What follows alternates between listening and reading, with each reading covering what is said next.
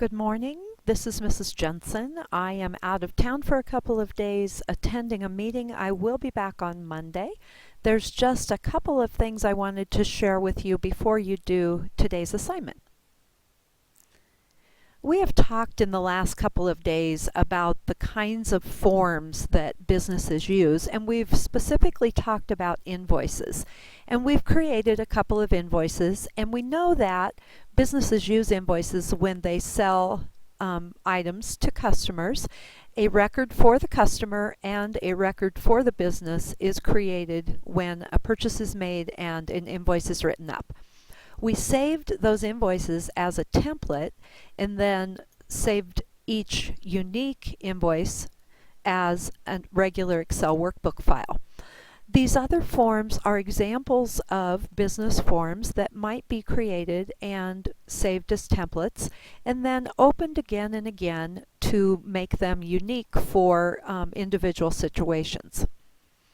A purchase order would be created when the business wants to order something from a vendor that they do business with. A personnel leave request might be completed when an employee wants to take some vacation time, or when an employee has missed a day of work because of an illness, or other kinds of leave like leave for funerals and other things that might be allowed by an employer. A mileage log and reimbursement form would be completed when an employee has used their own personal vehicle to make a sales call or attend a business meeting or some kind of personal expense with their own vehicle that the business is going to reimburse them for. And business travel would be when I have spent my own personal money to attend a conference or a business trip, and then the business is going to pay me back because it was business travel. I paid for it personally, and now they're going to pay me back. Those are just examples of forms that might be created in Microsoft Word or Excel or Access, saved as templates, and then used to create unique forms for the business purpose. In today's assignment, you are going to create a mileage log, and a mileage log is going to be used when your personal vehicle is used for business, and then the employee fills out a form to get paid for that travel expense.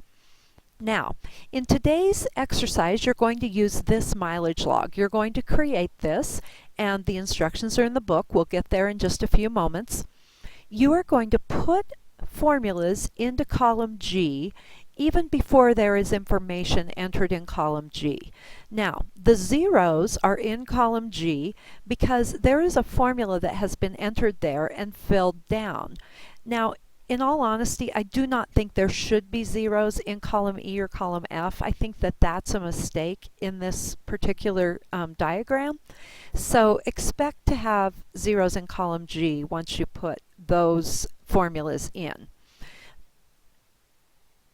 You're going to think about for just a second here what you're going to be entering. Let's say that I needed to fill out a mileage log because I drove my own car to the state FBLA meeting on Tuesday when I was gone to Kearney. So on row 8, I would type in 9/24/13, and my description might be state FBLA meeting. And in column C, I would type in from Aurora High School, Aurora, to Ramada Inn in Kearney, and then I get over to column E and F. Let's say that when I left Aurora, my odometer reading was exactly 50,000 miles.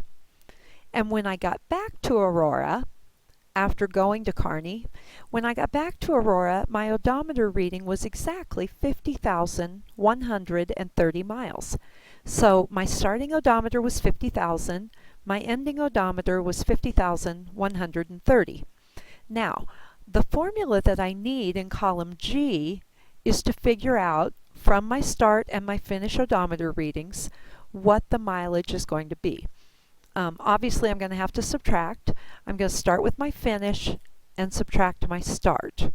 So you can work with that a little bit, but don't get a negative number. That's how you know you've put the formula in backwards. You're going to use the subtraction formula to figure mileage. Total miles will be easy because you're just going to use AutoSum on row 14 to get the total miles traveled. You'll have several business trips on the one that you do from the book. For the rate, you're just going to put in 32 cents because the book tells us that they reimburse at 32 cents per mile. And then the reimbursement is going to be total miles times the reimbursement rate. So G14 times G15 is going to give me my reimbursement rate. Now, there's one other thing I want you to look at before you leave this screen, and that is I want you to notice that for the date area, they have merged A6 and A7 and then aligned the date, aligned the text at the top. So for A6, A7, B6, B7, so on, they have merged those two rows together and then aligned the text at the top. Now, for odometer, start and finish, they've done something different. They've merged and centered E6 and F6. So just look at what they've done. They've got a good example in the book. Just look at what they've done and match what they have done. Now, in today's assignment, which is on page 237, exercise 12, that's what you're going to be doing. And please remember to include the required header information in the upper right, your name, the file name, page 237. You're going to print that for me in regular view only. Have a good day.